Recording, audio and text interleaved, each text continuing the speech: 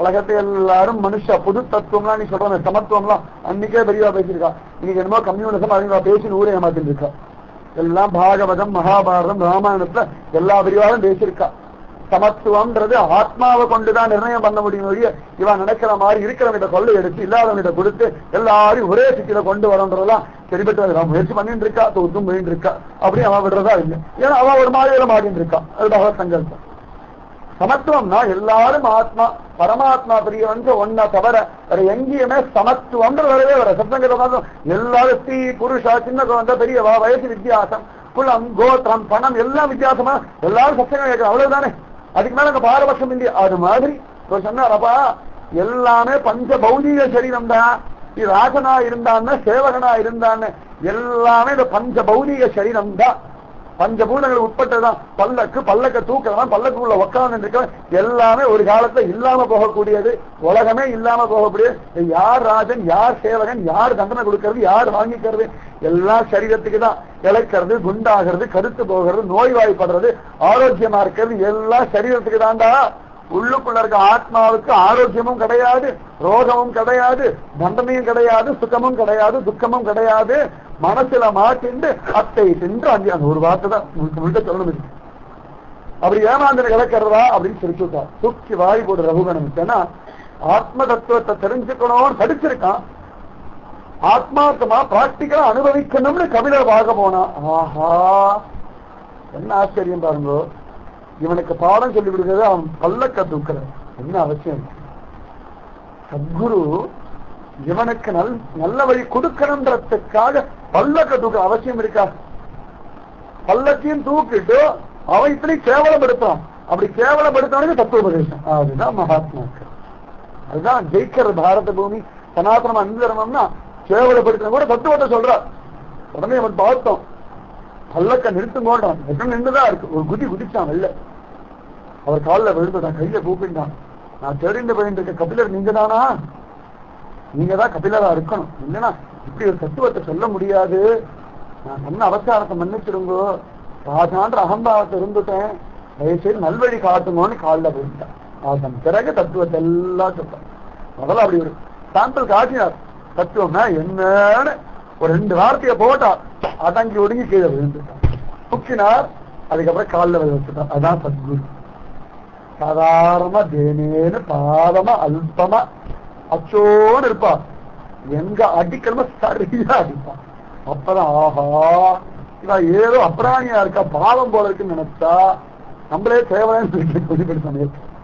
ஏன்னா அந்த ஜீவனை எப்படி வழிப்படுத்தணும்னு எந்தெந்த ஜீவனை எப்படி வழிப்படுத்தணும்னு இருக்கு.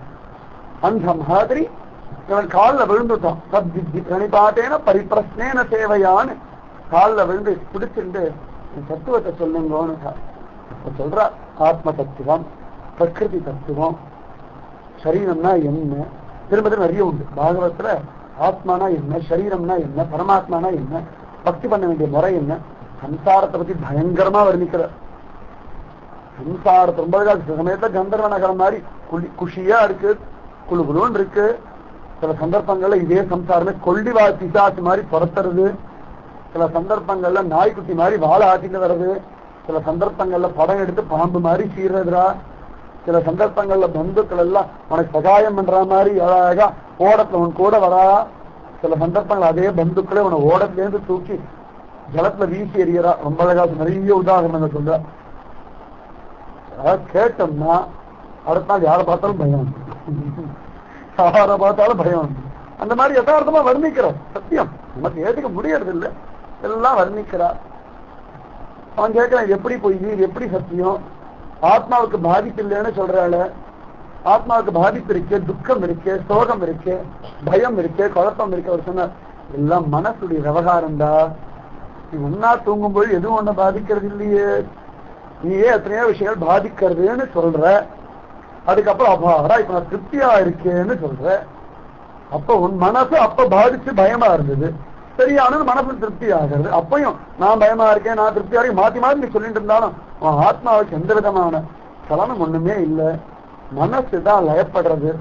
இந்த மனசு இதுல இருந்து வெளில எடுக்க முடியுமா அப்படின்னு கேட்டா மகாத்மாக்களுடைய ஆசீர்வாதம், பகவானுடைய கிருபை இருந்தால் ஒழிய இது படிக்கிறதுனாலயோ கேட்கறதுனாலயோ ஒன்னும் புரியாதுடா.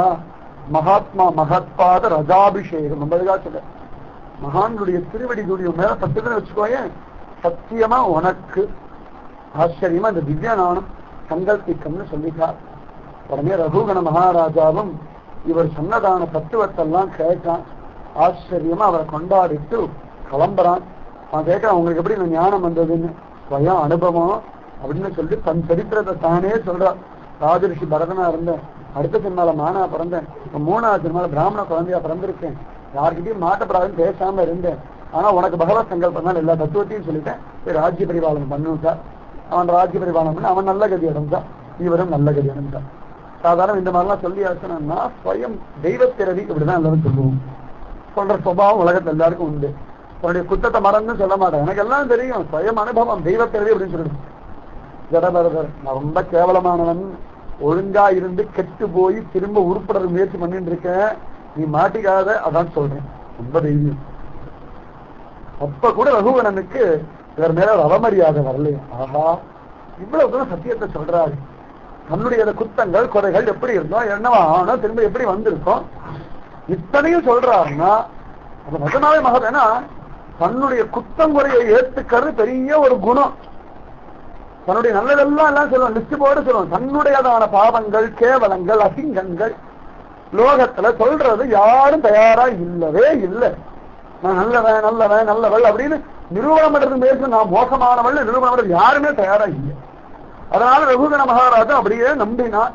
அவர் சொன்னபடியே வாழ்ந்து நல்ல கதி அடைஞ்சார். இவரும் காலக்கிரமத்தை தபசு பண்ணி திரும்பவும் பகவான அடைஞ்சார். அதாவது தயைன்னு போய் அதுல போய் பாசத்துல மாற்றின்றதுன்னா பெரிய கஷ்டம். எல்லாத்தையும் விட்ட பரதர் கூட ஒரு மானிடத்துல மயங்கி 3 ஜன்மா சவுண்ட் அடிச்சார். ஆனா அப்படி இருந்தா கூட பகவான் திரும்ப அவளுக்கு அந்த தன்மையெல்லாம் புரிய வச்சு நல்ல கதி அடைய வைக்கிறான்ற முக்கியமான விஷயம்தான் 5வது ஸ்கந்தம். முழுக்க 5வது ஸ்கந்தம் ஜடபரத வியாக்கியானம் முழுக்க முழுக்க 5வது ஸ்கந்தம். அதுல அதன் பிறகு ஒவ்வொரு லோகங்கள், பாதாள லோகம், சொர்க்க லோகம் எல்லாத்தையும் வர்ணிக்கிறார் சுகபிரம்ம மகரிஷி. பாதாள லோகத்தையும் நரக லோகத்தையும் ஜோரா வர்ணிக்கிறார். எத்தனை 84 லட்சம் வேதங்கள் உண்டுன்னு சொல்றோம் சரீரத்தில். அத்தனை கோடி நரகங்கள் உண்டு. சின்ன நரகம், பெரிய நரகம், பயங்கரமான நரகம், சாதாரணமான நரகம், இதை விட அது ஜாஸ்தி. சும்மா செல்லமா தட்டுறது, பலாரம் அறையிறது, அடிச்சுட்டே இருக்கிறது, குத்திண்டே இருக்கிறது, வலிக்க வலிக்க வலிக்க வலிக்க படாத மாதிரி வருது. அந்த மாதிரி நம்ம கர்மாவுக்கு தகுந்த மாதிரி நரகங்கள். பரிசுத்தெல்லாம் கேட்டான், நடுங்கினான். இவ்வளவு நரகலோகம் இருக்கா? மனுஷன் நல்ல கதியே கிடையாதா? இத்தனை நரகலோகம் இருந்தா உருப்பட வழி உண்டா? எப்படி கர்மா பண்ணி தொலைய வேண்டியிருக்க?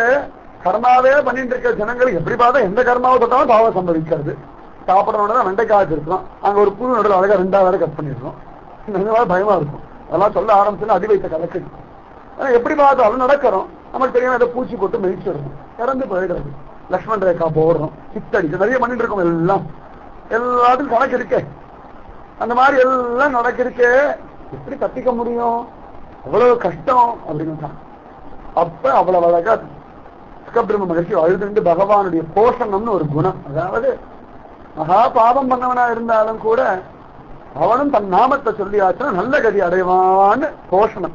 இதுதான் 6வது ஸ்கந்தத்துடைய லட்சணம். அப்படி முடியுமா அப்படின்னா அப்பதான் அஜாமில உபாத்தியானம். கன்யாகுப்ஜம்னு ஒரு இடம், அதுல அஜாமிலன்னு ஒருத்தர் இருந்தான். பிராமணன், வேதம் நன்னா தெரிஞ்சவன், சாஸ்திரம் நன்னா பண்ணவன், நியமங்களை ஒரு நாள் விடாம பண்ணிட்டு இருந்தவன், பூஜை எல்லாம் பண்ணிட்டு இருந்தவன். ஒரு சந்தர்ப்பத்துல அப்பா சொன்னார்னு சொல்லி காட்டுக்கு போய் சமைத்து புஷ்பம் பழம் எடுத்துட்டு வர்றதுக்காக போனான். அப்பா அம்மா ஒழுங்கா மரியாதையோட காப்பாத்திட்டு இருந்தவன், மனைவி இடத்துல பிரீத்தி உடையவனா இருந்தான். எல்லா விதமான நல்ல குணங்களும் ஒரு சேர இருந்தது அஜாமிலனுக்கு. காட்டுக்கு போனான். இப்படி எல்லாம் பொறிக்கின்ற இருக்க சமயத்துல ஒரு வேசி யாரோ ஒருத்தனோட கொஞ்சம் கொலாவின் இருந்தா, வஸ்திரம் இல்லாமல். கொஞ்ச நேரம் பார்த்தான், மனசு மயங்கி போய்.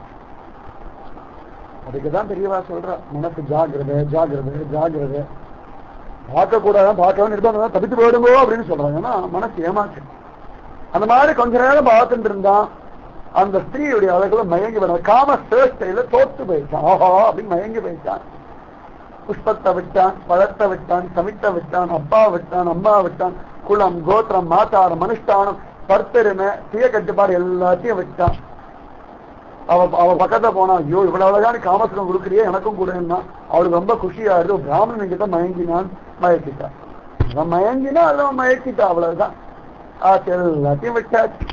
அப்புறம் அவளோடையே இருக்க ஆரம்பிச்சுட்டா. மதுபானம் பண்றது எதெல்லாம் பண்ணப்படாது, மதுபானம் பண்றது, மாமிசம் சாப்பிடுறது, அவளோட இருக்கிறது. இப்படியே வாழ்ந்து ஊருக்கு போகல, காட்டிலேயே வாழ்ந்துட்டு இருக்கா. குழந்தைகள் பெற்றாச்சு, குடும்பம் நடத்தணுமே, ஏதோ கொள்ளை எடுத்துட்டு வேட்டையாடி மகா பாவம் லிஸ்ட் போர்டு பண்ணிட்டு இருக்கான். இப்படியே பண்ணி பண்ணி 88 வயசு வந்துடுச்சு. காலம் போனது தெரியல. மரணப்படுக்கல படுத்துன்னு இருக்கான். சாதாரணமா இருந்துட்டு இருந்தா ஒரு நாள் படுத்துக்கும் போது மரணம் வந்துடுச்சு. யமதர்மராஜுடைய கிங்கரர்கள் வந்துட்டா. ரொம்ப அழகா இருப்பான். சரியா பயங்கரமான அழகுன்னு அவளைத்தான் சொன்னான். பகவான் சொல்லவே கூடாது. பயங்கரமான அழகு வர்ணிக்கவே முடியாது. பயங்கரமான கோரம் வர்ணிக்கவே முடியாது. அவ்வளவுதான் சொல்ல முடியும். பகவான் வர்ணிச்சா வர்ணிக்க வேண்டிய அவசியம் இல்லை. கோரம் பார்த்த உடனே அடி வைத்த கலக்கிடுறது. அடி வைத்த அப்பதான் கலங்கும். உடம்பெல்லாம் என்னென்னமோ மலமூத்திரம்லாம் தானா வந்துடும். சமயத்துல சில பேர் மரண சமயத்துல போகும்போது பார்க்கலாம், சரீரத்துல பயத்துல மலமூத்திரம் கடற்கரை வெளில வரும். அந்த ரூபத்தை பார்த்தோம்னா அடி வயிறு கலங்கி போய் வெளில வரும். பயம் பயம் நல்ல பகவத் பக்தி மட்டும் சாந்தமா போகும். எந்த இதுவுமே தெரியாது. வாழ்க்கை மலம் மூத்திரம் வெள்ள தள்ளும். முடியெல்லாம் அப்படி பயங்கரமா இருக்கும். பீதியின் வாழ்க்கை அப்பதான் பார்க்கணும். பீதினா என்ன நாங்கதான் அந்த மாதிரி முகம் எல்லாம் வெள்ளரி போய் வாய் கொலை நாராயணான்னு கத்திட்டான். நாராயணான்னு ஒரு கத்தல். கடைசி பிள்ளை பேர் நாராயணன். மறந்து போய் வச்சு தொலைச்சுட்டோம். எதிர்ச்சையா அந்த பிள்ளை ரொம்ப ஆசை வேற, பாசம் வேற, ஜோர வளர்த்துட்டு இருக்கா. அது எங்கேயோ தூரத்துல பசங்களோட விளையாடி இருக்கு. என் கோட்ட சத்தம் கேட்டது. ஆமா, இந்த கதவனுக்கு வர வேலை இல்லை, கூப்பிட்டு இருக்கும். அதே சமயத்துல தான் காரியமா அதே கிழமை காலில் வந்து அப்பா அப்பா அப்பான்னு கொஞ்சம் இதுதான் உலகம். உடனே அவங்க அப்பா கூப்பிடாது, அதுக்கு வேற வேலை இல்லை அப்படின்னு. இந்த சப்தம் வைகுண்டத்தை போய் எதிர்த்து காது கொடுத்து கேட்கலாம். இங்க நாராயண சப்தம் வருதா, கிருஷ்ணான்னு யாராவது சொல்றாளா, ராமா கோவிந்தா முகுந்தான்னு யாராவது ஒருத்தன் சொல்றாளா அப்படின்னு காது கொடுத்து கேட்கலாம். யாராவது ஒருத்தன் சொல்றானா சப்தம் கேட்டது. ஆஹா, பகவானுடைய பக்தன் யாருக்கும் ஏதோ சமம் போறதுக்கேன்னு ஓடி வந்துட்டாலும் வைகுண்ட லோகத்திலேருந்து. என்ன கத்துக்கிட்டிருக்கான் வைகுண்ட லோகத்துல எதிர்த்துருந்தேன்.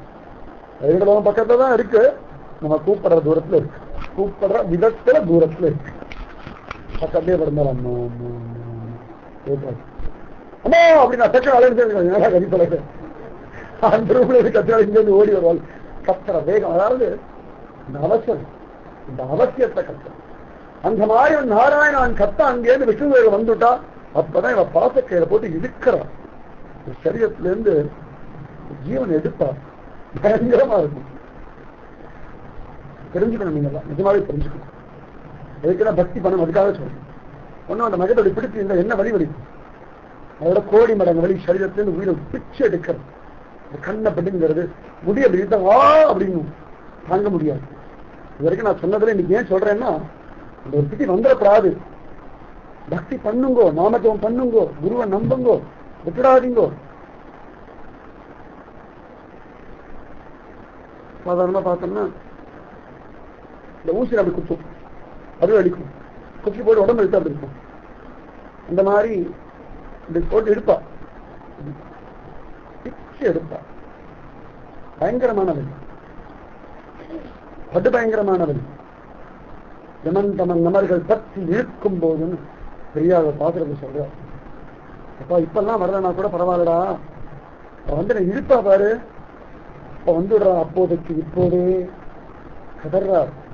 இப்பெல்லாம் வரலன்னா கூட பரவாயில்ல, அப்ப வந்துடுறா பிரபோ, தயவு செய்து எவ்வளவு பாவங்கள் பண்ணிருக்கேன் தெரியாது, அந்த வலி கோடி ஜென்மா தாங்கும்.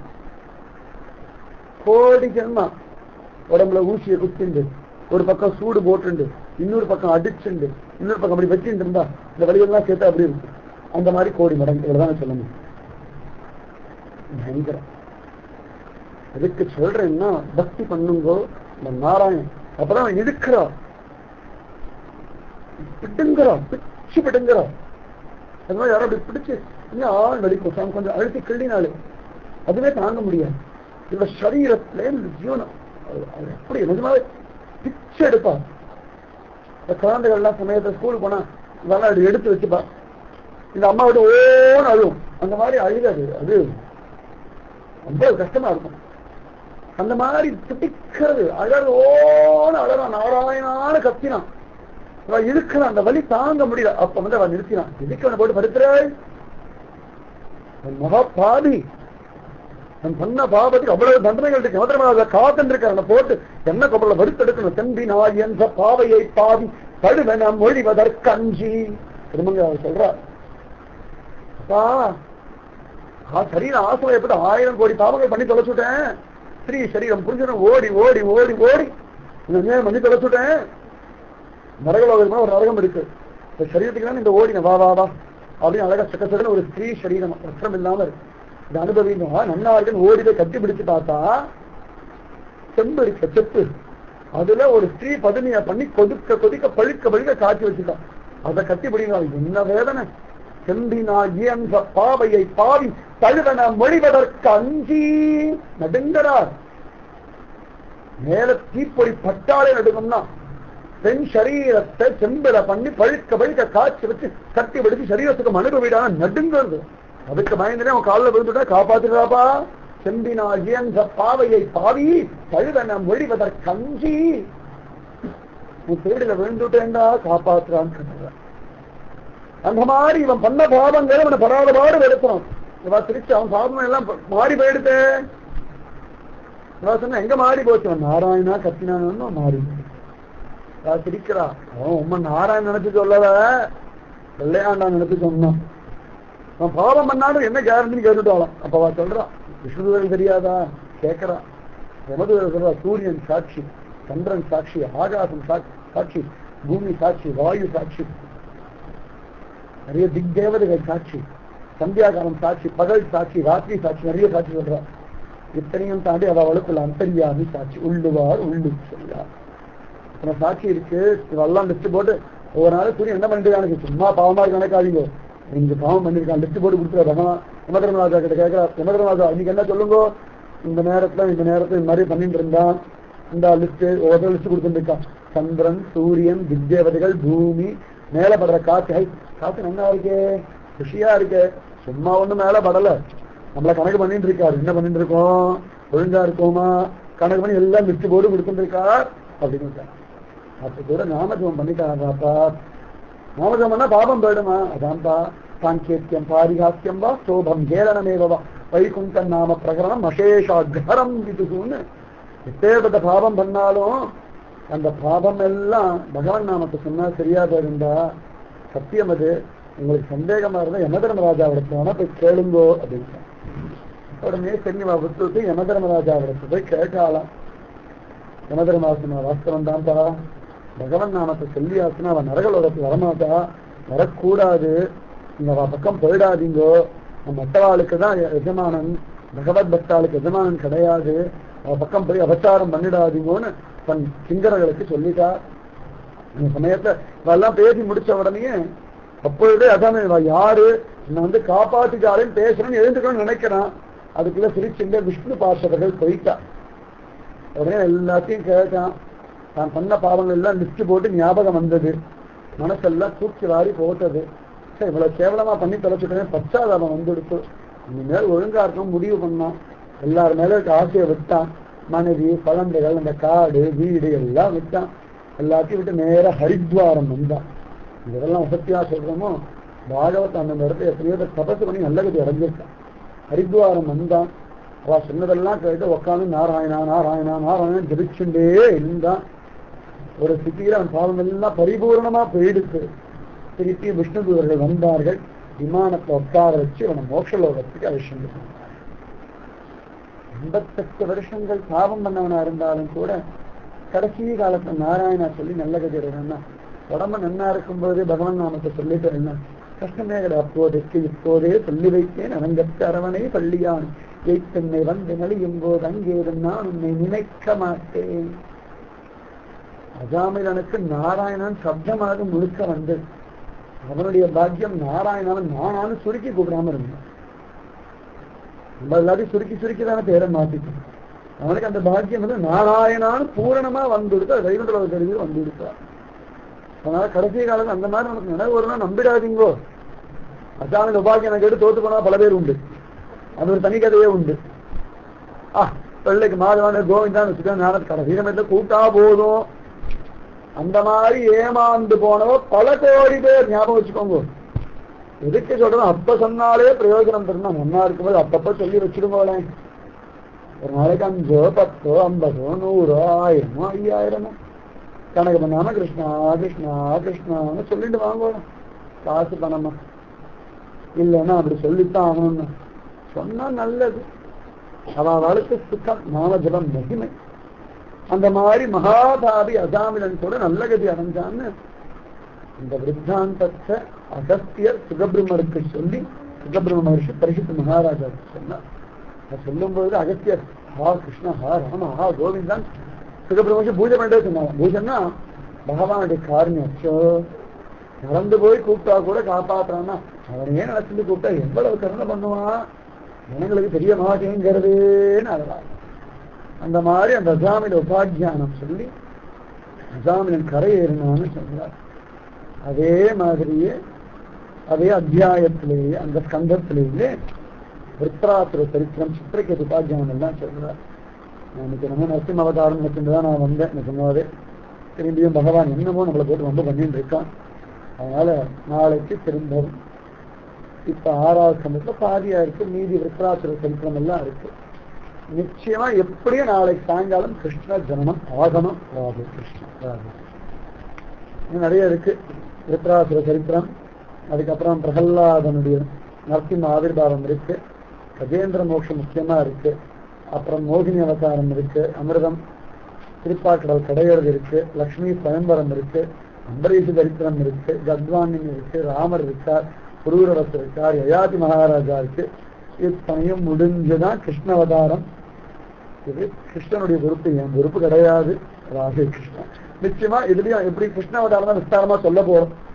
அதனால எப்படியும் ஒவ்வொரு லைன்லயாவது ஒரு அவதாரத்தை சொல்லி முடிச்சுடுவேன். ராதே கிருஷ்ணன். ராதே கிருஷ்ணா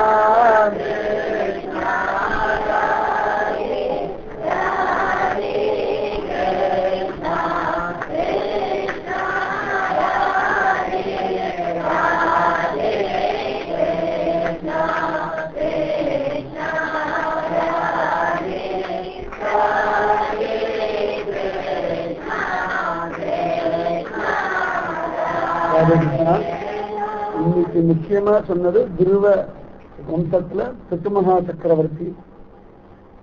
அந்த பிருத்துமகா சக்கரவர்த்தி ஜெயனன்ற ஒரு மகாபாதிய சரீரத்திலிருந்து உற்பத்தியான பகவானுடைய அவதாரம். அதே வம்சத்திலேயே பிராச்சீன பர்கிஸ் அவன் கர்மகாண்டம்லாம் பண்ணிட்டு இருந்தான். அவனுக்கு புரஞ்சன பாகியம் சொல்லி நாரத நல்வழிப்படுத்தினார்.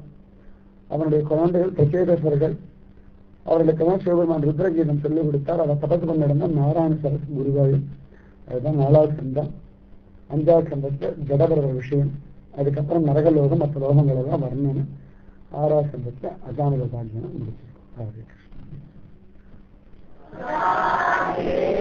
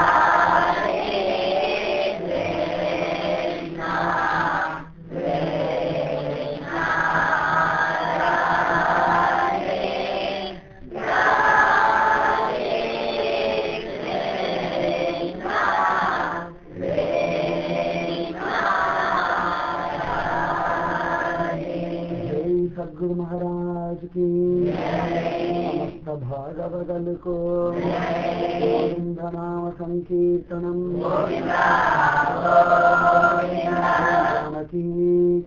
जानकीकान्तस्मरणम् जीवनस्मरणम् திருவடிகளே சரணம் திருவடிகளே சரணம்